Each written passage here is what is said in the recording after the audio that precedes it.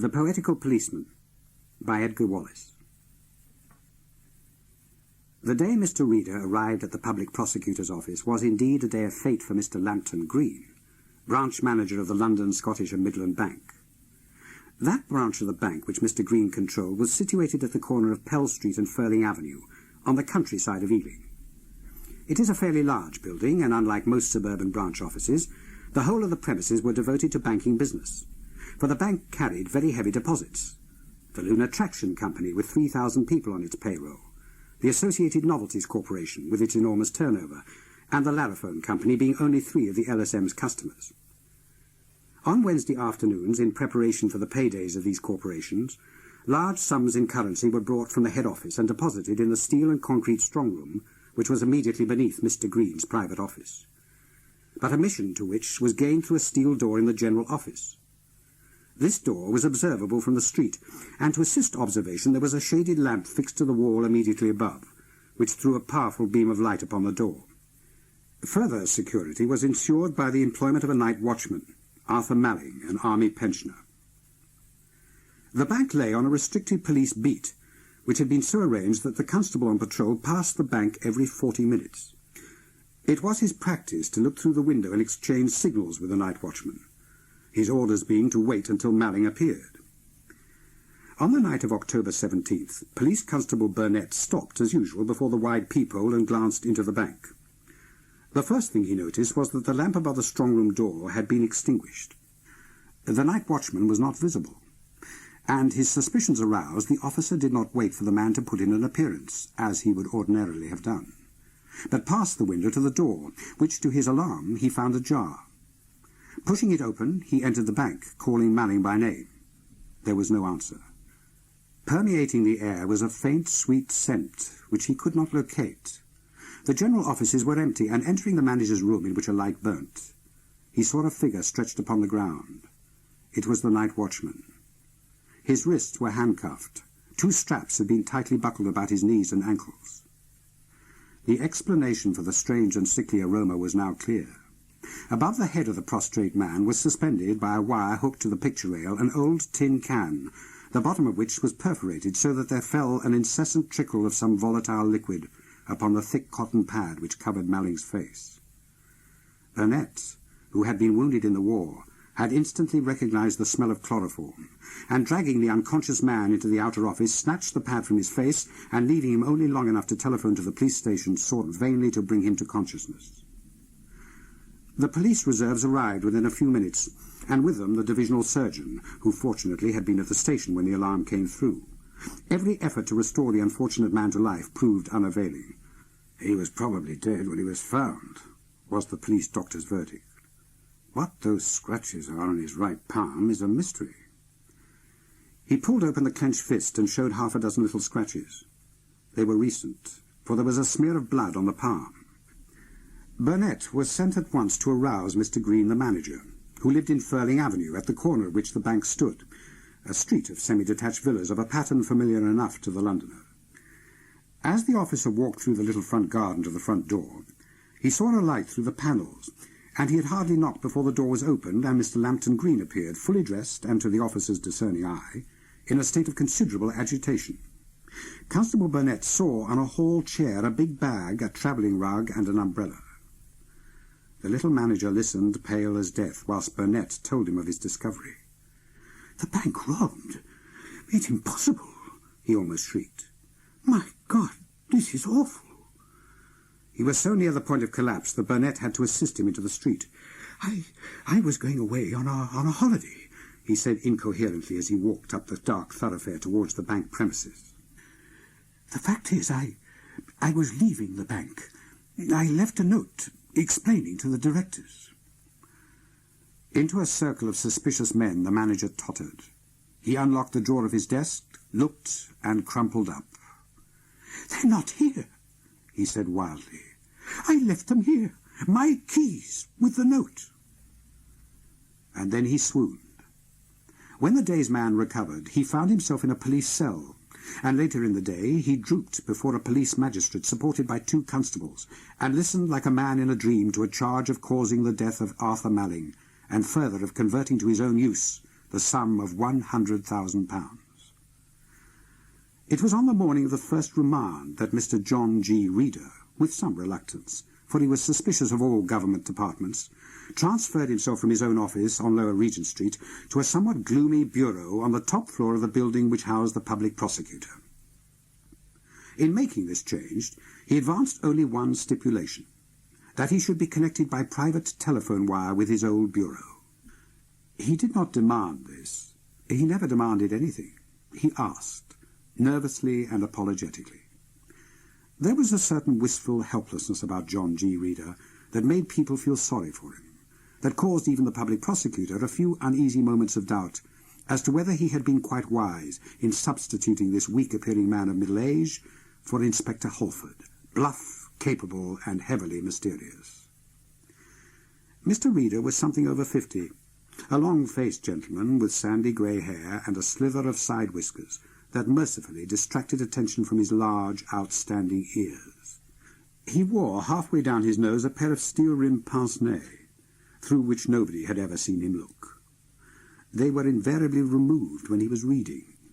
A high and flat-crowned bowler hat matched, and yet did not match, a frock coat, tightly buttoned across his sparse chest. His boots were square-toed. His cravat, of the broad chest-protector pattern, was ready-made and buckled into place behind a Gladstonian collar. The neatest appendage of Mr. Reader was an umbrella rolled so tightly that it might be mistaken for a frivolous walking cane. Rain or shine, he carried this article hooked to his arm, and within living memory it had never been unfurled. Inspector Halford, now promoted to the responsibilities of superintendent, met him in the office to hand over his duties, and a more tangible quantity in the shape of old furniture and fixings. "Glad to know you, Mr. Reader. I haven't had the pleasure of meeting you before, but I've heard a lot about you. You've been doing Bank of England work, haven't you?" Mr. Reader whispered that he had had that honour, and sighed as though he regretted the drastic sweep of fate that had torn him from the obscurity of his labours. Mr. Halford's scrutiny was full of misgivings. "Well," he said awkwardly, "this job is different. I'm told that you are one of the best informed men in London. And if that is the case, this will be easy work. Still, we've never had an outsider, so to speak, a private detective in this office before. And naturally the yard is a bit... "I quite understand," murmured Mr. Reader, hanging up his immaculate umbrella. "It is very natural. Mr. Boland expected the appointment. His wife is annoyed, very properly, but she has no reason to be. She is an ambitious woman. She has a third interest in a West End dancing club that might be raided one of these days." Halford was staggered. Here was news that was little more than a whispered rumour at Scotland Yard. "How the devil did you know that?" he blurted. Mr. Reader's smile was one of self-deprecation. "No, one picks up odd scraps of information," he said apologetically. I see wrong in everything. That is my curious perversion. I have a criminal mind." Halford drew a long breath. "Well, there's nothing much doing. The Ealing case is pretty clear. Green is an ex-convict who got a job at the bank during the war and worked up to manager. He's done 7 years for conversion." "Embezzlement and conversion," murmured Mr. Reader. I'm afraid I was the principal witness against him. Bank crimes were rather a hobby of mine. Yes, he got into difficulties with moneylenders. Very foolish, extremely foolish. And he doesn't admit to his error." Mr. Reader sighed heavily. "Poor fellow. With his life at stake, one may forgive and indeed condone his pitiful prevarications." The inspector stared at the new man in amazement. "Well, I don't know there is much poor fellow about him. He has cashed £100,000 and told the weakest yarn I have ever heard. You'll find copies of the police reports here, if you'd like to read them. The scratches on Malling's hand are curious. They found several on the other hand. Well, they're not deep enough to suggest a struggle. As to the yarn that Green tells... Oh. Mr. J.G. Reader nodded sadly. Yet it was not an ingenious story, he said almost with regret. If I remember rightly, his story was something like this. He had been recognized by a man who served in Dartmoor with him, and this fellow wrote a blackmailing letter telling him to pay or clear out. Sooner than return to a life of crime, Green wrote out all the facts to his directors, put the letter in the drawer of his desk with his keys, and left a note for his head cashier on the desk itself, intending to leave London and try to make a fresh start where he was unknown. Well, there were no letters in or on the desk, and no keys, said the inspector decisively. The only true part of the yarn was that he had done time. Imprisonment, suggested Mr. Reader plaintively. He had a horror of slang. Yes, that was true. It was late in the afternoon when the public prosecutor strolled into his room and glanced at the big pile of manuscript through which his subordinate was wading. "What are you reading? The Green business?" he asked with a note of satisfaction in his voice.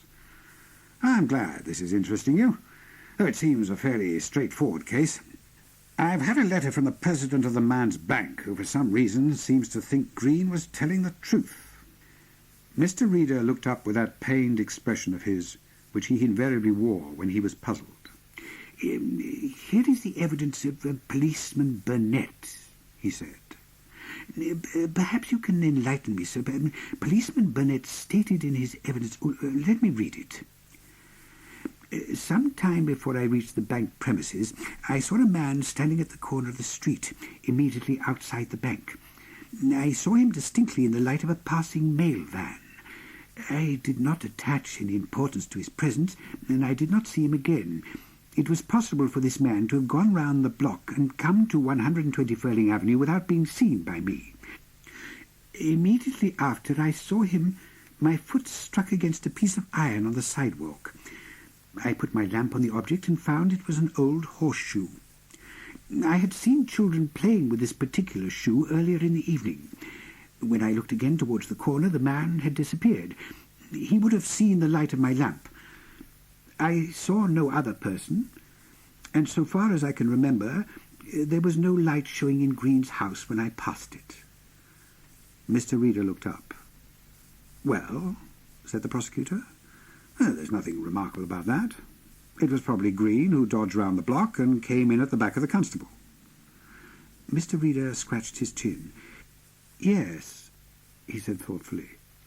"Yes." He shifted uncomfortably in his chair. "Would it be considered indecorous if I made a few inquiries independent of the police?" he asked nervously. I should not like them to think that a mere dilettante was interfering with their lawful functions." "By all means," said the prosecutor heartily. "Go down and see the officer in charge of the case. I'll give you a note to him. It's by no means unusual for my officer to conduct a separate investigation, though I'm afraid you will discover very little. The ground has been well covered by Scotland Yard." "It would be permissible to see the man?" hesitated Reader. "Green? Why, of course. I will send you up the necessary order." The light was fading from a grey, blustering sky, and the rain was falling fitfully when Mr. Reader, with his furled umbrella hooked to his arm, his coat collar turned up, stepped through the dark gateway of Brixton Prison and was led to the cell where a distracted man sat, his head upon his hands, his pale eyes gazing into vacancy. "It's true. It's true. Every word." Green almost sobbed the words. A pallid man, inclined to be bald, with a limp yellow moustache going grey. Reader, with his extraordinary memory for faces, recognized him the moment he saw him, though it was some time before the recognition was mutual. "Yes, Mr. Reader, I remember you now. You were the gentleman who caught me before. But I've been as straight as a die. I've never taken a farthing that didn't belong to me. What my poor girl will think..." "Are you married?" asked Mr. Reader sympathetically. "No, but I was going to be rather late in life. She's nearly 30 years younger than me, and the best girl that ever... Reader listened to the rhapsody that followed, the melancholy deepening in his face. She hasn't been in court, thank God, but she knows the truth. A friend of mine told me that she has been absolutely knocked out. Poor soul. Mr. Reader shook his head. It happened on her birthday, too. The man went on bitterly. Did she know you were going away? Yes, I told her the night before. I'm not going to bring her into the case. If we'd been properly engaged, it would be different. But she's married and is divorcing her husband. But the decree hasn't been made absolute yet. That's why I never went about with her, or saw much of her. And, of course, nobody knew about our engagement, although we lived in the same street. Furling Avenue? Asked Reader, and the bank manager nodded despondently. Yes, she was married when she was 17, to a brute. It was pretty galling for me, having to keep quiet about it. I mean, for nobody to know about our engagement. All sorts of rotten people were making up to her. And I had just to grind my teeth and say nothing. Impossible people. Why, that fool Burnett who arrested me, he was sweet on her, used to write her poetry. You wouldn't think it possible in a policeman, would you? The outrageous incongruity of a poetical policeman did not seem to shock the detective. Oh, there is poetry in every soul, Mr. Green, he said gently, and a policeman is a man. Though he dismissed the eccentricity of the constable so lightly, the poetical policeman filled his mind all the way home to his house in Brockley Road, and occupied his thoughts for the rest of his waking time. It was 7:45 in the morning, and the world seemed entirely populated by milkmen and whistling newspaper boys when Mr. J.G. Reader came into Furling Avenue. He stopped only for a second outside the bank, which had long since ceased to be an object of local awe and fearfulness, and pursued his way down the broad avenue. On either side of the thoroughfare ran a row of pretty villas, pretty, although they bore a strong family resemblance to one another. Each house with its little forecourt, sometimes laid out simply as a grass plot, sometimes decorated with flower beds. Green's house was the 18th in the road on the right-hand side. Here he had lived with a cook housekeeper, and apparently gardening was not his hobby, for the forecourt was covered with grass that had been allowed to grow at its will. Before the 26th house in the road, Mr. Reader paused and gazed with mild interest at the blue blinds which covered every window. Evidently Miss Magda Graham was a lover of flowers, for geraniums filled the window boxes and were set at intervals along the tiny border under the bow window. In the centre of the grass plot was a circular flower bed with one flowerless rose tree, the leaves of which were drooping and brown. As he raised his eyes to the upper window, the blind went up slowly, and he was dimly conscious that there was a figure behind the white lace curtains. Mr. Reader walked hurriedly away, as one caught in an immodest act, and resumed his peregrinations, until he came to the big nursery gardeners, which formed the corner plot at the far end of the road. Here he stood for some time in contemplation, his arm resting on the iron railings, his eyes staring blankly at the vista of greenhouses. He remained in this attitude so long that one of the nurserymen, not unnaturally thinking that a stranger was seeking a way into the gardens, came over with the laborious gait of the man who wrings his living from the soil, and asked if he was wanting anybody. Several people, sighed Mr. Reader. Several people. Leaving the resentful man to puzzle out his impertinence, he slowly retraced his steps. At number 412 he stopped again, opened the little iron gate, and passed up the path to the front door. A small girl answered his knock and ushered him into the parlour. The room was not well furnished. It was scarcely furnished at all. A strip of almost new linoleum covered the passage.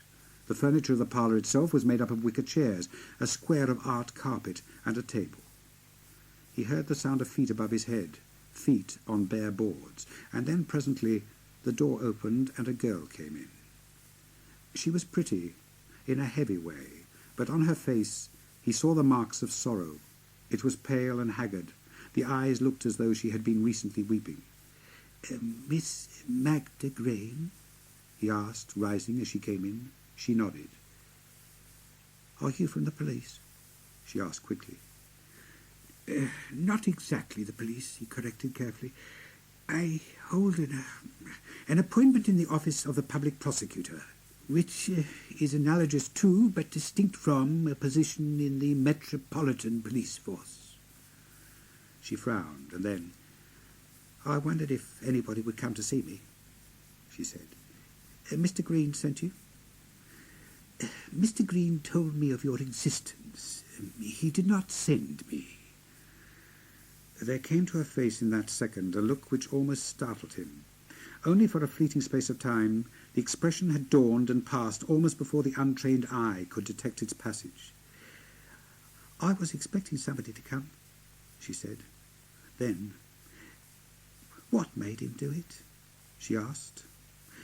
"You think he is guilty?" "The police think so." She drew a long sigh. "I wish to God I had never seen this place." He did not answer. His eyes were roving round the apartment. On a bamboo table there was an old vase which had been clumsily filled with gold chrysanthemums of a peculiarly beautiful variety. Not all, for amidst them flowered a large Michaelmas daisy that had the forlorn appearance of a parvenu that had strayed by mistake into noble company. "You're fond of flowers?" he murmured. She looked at the vase indifferently. "Yes, I like flowers," she said. The girl put them in there." Then, "Do you think they'll hang him?" The brutality of the question, put without hesitation, pained Rita. "It's a very serious charge," he said. And then, "Have you a photograph of Mr. Green?" She frowned. "Yes, do you want it?" He nodded. She had hardly left the room before he was at the bamboo table and had lifted out the flowers. As he had seen through the glass, they were roughly tied with a piece of string. He examined the ends, and here again his first observation had been correct. None of these flowers had been cut. They had been plucked bodily from their stalks. Beneath the string was the paper, which had first been wrapped about the stalks. It was a page torn from a notebook. He could see the red lines, but the penciled writing was indecipherable. As her foot sounded on the stairs, he replaced the flowers in the vase, and when she came in, he was looking through the window into the street. "Thank you," he said, as he took the photograph from her. It bore an affectionate inscription on the back. "You are married, he tells me, madam." "Yes, I'm married and practically divorced," she said shortly. "Have you been living here long?" "Oh, about 3 months," she answered. It was his wish that I should live here." He looked at the photograph again. "Do you know Constable Burnett?" He saw a dull flush come to her face and die away again. "Yes, I know the sloppy fool," she said viciously. And then, realizing that she had been surprised into an expression which was not altogether ladylike, she went on in a softer tone. "Mr. Burnett is rather sentimental, and I don't like sentimental people, especially when, well, you understand, Mr. Reader," murmured that gentleman. "You understand, Mr. Reader, that when a girl is engaged, and in my position, those kind of attentions are not very welcome." Reader was looking at her keenly. Of her sorrow and distress there could be no doubt. On the subject of the human emotions and the ravages they make upon the human countenance, Mr. Reader was almost as great an authority as Mantegazza. "On your birthday," he said. "How very sad. You were born on the 17th of October. You are English, of course." "Yes, I'm English," she said shortly. "I was born in Walworth, in Wallington. I once lived in Walworth." "How old are you?" 23, she answered. Mr. Reader took off his glasses and polished them on a large silk handkerchief. "The whole thing is inexpressibly sad," he said. "I am glad to have had the opportunity of speaking with you, young lady. I sympathize with you very deeply." And in this unsatisfactory way he took his departure. She closed the door on him, saw him stop in the middle of the path and pick up something from the border bed, and wondered, frowning, why this middle-aged man had picked up the horseshoe she had thrown through the window the night before. Into Mr. Reeder's tail pocket went this piece of rusted steel, and then he continued his thoughtful way to the nursery gardens, for he had a few questions to ask. The men of Section 10 were parading for duty when Mr. Reeder came timidly into the charge room and produced his credentials to the inspector in charge. "Oh, yes, Mr. Reeder," said the officer affably. "We have had a note from the PP's office, and I think I had the pleasure of working with you on that big slush case a few years ago. Now, what can I do for you?" "Burnett? Yes, he's here." He called the man's name, and a young and good-looking officer stepped from the ranks. "He's the one who discovered the murder. He's marked for promotion," said the inspector. "Burnett, this gentleman is from the public prosecutor's office, and he wants a little talk with you. You'd better use my office, Mr. Reeder." The young policeman saluted and followed the shuffling figure into the privacy of the inspector's office. He was a confident young man. Already his name and portrait had appeared in the newspapers, and the hint of promotion had become almost an accomplished fact, and before his eyes was the prospect of a supreme achievement. "They tell me that you are something of a poet, officer," said Mr. Reeder. Burnett blushed. "Why, yes, sir, I write a bit," he confessed. "Love poems, yes?" asked the other gently. "One finds time in the night for such fancies, and there is no inspiration like love, officer." Burnett's face was crimson. "I've done a bit of writing in the night, sir," he said, "though I've never neglected my duty." "Naturally," murmured Mr. Reeder. "You have a poetical mind. It was a poetical thought to pluck flowers in the middle of the night." "Oh, the nurseryman told me I could take any flowers I wanted," Burnett interrupted hastily. "I did nothing wrong." Reeder inclined his head in agreement. "That I know. You picked the flowers in the dark. By the way, you inadvertently included a Michaelmas daisy with your chrysanthemums, tied up with your little poem to them, and left them on the doorstep with a horseshoe. I wondered what had become of that horseshoe." "I threw them up to her, to the lady's windowsill," corrected the uncomfortable young man. "As a matter of fact, the idea didn't occur to me until I'd passed the house." Mr. Reeder's face was thrust forward. "This is what I want to confirm," he said softly. "The idea of leaving the flowers did not occur to you until you had passed her house." "The horseshoe suggested the thought. Then you came back, picked the flowers, tied them up with the little poem you had already written, and tossed them up to her window. We need not mention the lady's name." Constable Burnett's face was a study. "I don't know how you guessed that, but it is a fact. If I've done anything wrong—" "It's never wrong to be in love," said Mr. J.G. Reeder soberly. "Love is a very beautiful experience. I have frequently read about it." Miss Magda Grain had dressed to go out for the afternoon and was putting on her hat when she saw the queer man who had called so early that morning walking up the tesselated path. Behind him she recognized a detective engaged in the case. The servant was out.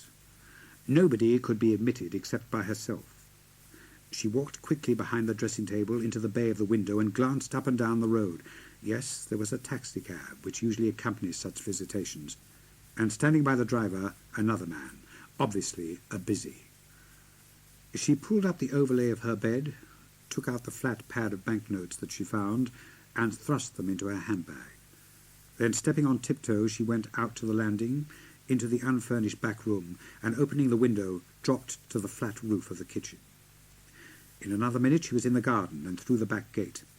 A narrow passage divided the two lanes of villas that backed onto one another. She was in High Street, and had boarded a car before Mr. Reeder grew tired of knocking. To the best of his knowledge, Mr. Reeder never saw her again. At the public prosecutor's request, he called at his chief's house after dinner and told his surprising story.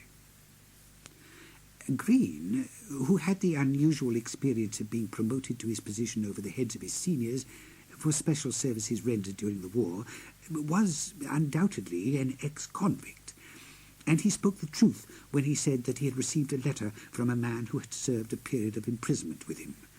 The name of his blackmailer is, or rather was, Arthur George Crater, whose other name was Malling. "Not the night watchman?" said the public prosecutor in amazement. Mr. Reader nodded. Yes, sir. It was Arthur Malling.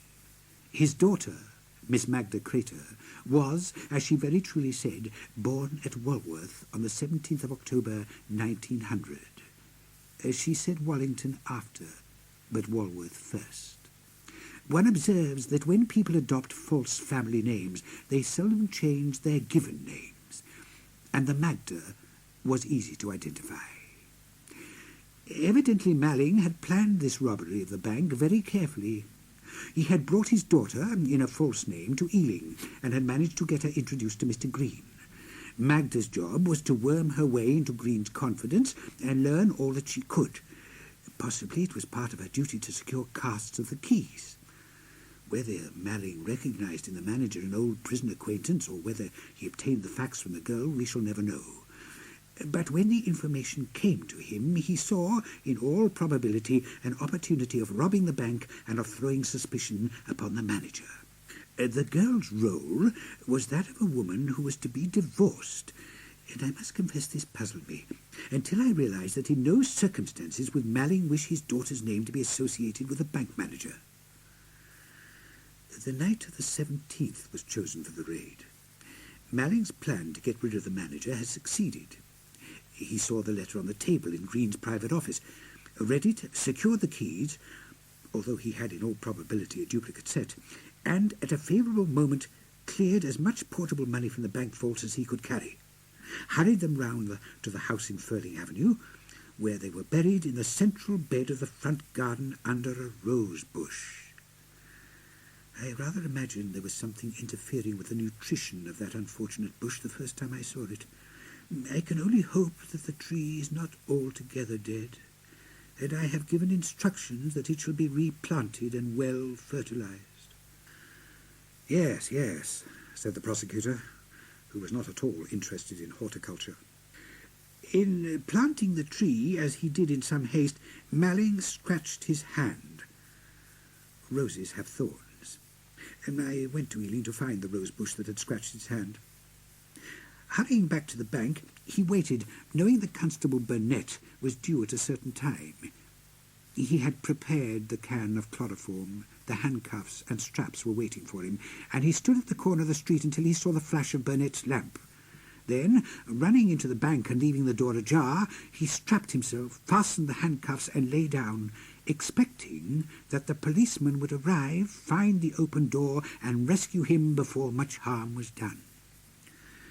But Constable Burnett had had some pleasant exchanges with the daughter.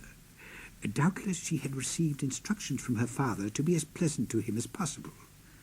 Burnett was a poetical young man, knew it was her birthday, and as he walked along the street his foot struck an old horseshoe, and the idea occurred to him that he should return, attach the horseshoe to some flowers, which the nurseryman had given him permission to pick, and leave his little bouquet, so to speak, at his lady's feet. A poetical idea, and one worthy of the finest traditions of the Metropolitan Police Force. This he did, but it took some time, and all the while this young man was philandering, Arthur Crater was dying. In a few seconds, after lying down, he must have passed from consciousness. The chloroform still dripped, and when the policeman eventually reached the bank 10 minutes after he was due, the man was dead. The public prosecutor sat back in his padded chair and frowned at his new subordinate.